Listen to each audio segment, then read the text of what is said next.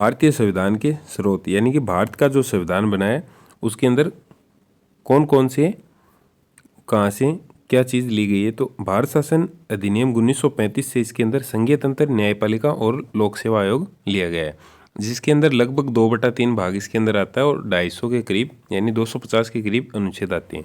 उसके बाद में ब्रिटेन से भारत के संविधान है उसके अंदर संसदीय शासन, विधि का शासन, विधायी प्रक्रिया, एकल नागरिकता, संसदीय विशेषाधिकार, मंत्रिमंडल प्रणाली, मंत्री परिषद का लोकसभा के प्रति सामूहिक उत्तरदायित्व है, ये सब ब्रिटेन से लिए गए हैं।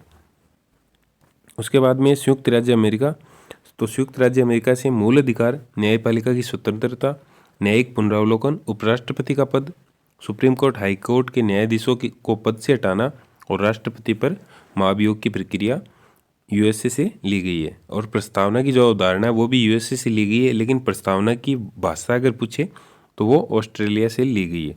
उसके बाद में नेक्स्ट है आयरलैंड। आयरलैंड से राज्य के नीति निर्देशक तत्व यानी कि डीपीएसपी और राष्ट्रपति का निर्वाचन पद्धति और राज्यसभा में सदस्यों का मनोनयन आयरलैंड से लिया गया है। नेक्स्ट बात करें कनाडा से क्या क्या लिया गया है। तो कनाडा से सशक्त केंद्र के साथ संघीय व्यवस्था, अवशिष्ट शक्तियों का केंद्र में निहित होना और केंद्र द्वारा राज्यपाल की नियुक्ति, ये सब कनाडा से लिया गया है। उसके बाद में ऑस्ट्रेलिया से समवर्ती सूची, संसद के दोनों सदनों की संयुक्त बैठक और समवर्ती सूची, ये ऑस्ट्रेलिया के संविधान से लिया गया है।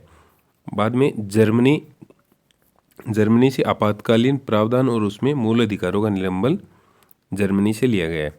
उसके बाद में नेक्स्ट है सोवियत संघ, जो रूस है उससे क्या क्या लिया गया है। तो मूल कर्तव्य और प्रस्तावना में जो 3 प्रकार की न्याय दी गई है, सामाजिक, आर्थिक और राजनीतिक, ये रूस से लिया गया है। और फ्रांस से क्या क्या लिया गया है। तो फ्रांस से गणतंत्रात्मक व्यवस्था और प्रस्तावना में जो स्वतंत्रता है, 5 प्रकार की स्वतंत्रता है,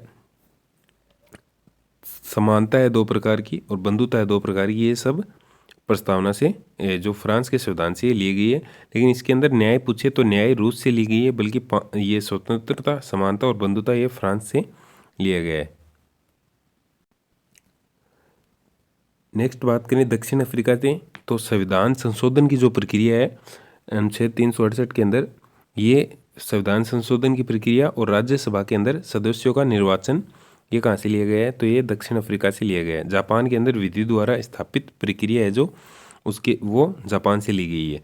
विधि द्वारा स्थापित प्रक्रिया में संसद मजबूत होता है इसके अंदर, मतलब ये सब प्रक्रिया ये संसद से ही पास होती है।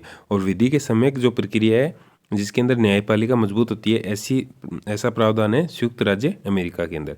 तो आज हमने जो संविधान के स्रोत थे वो पढ़े थे कि कौन से देश से हमारे संविधान के अंदर क्या हमने ग्रहण किया है, एडॉप्ट किया है।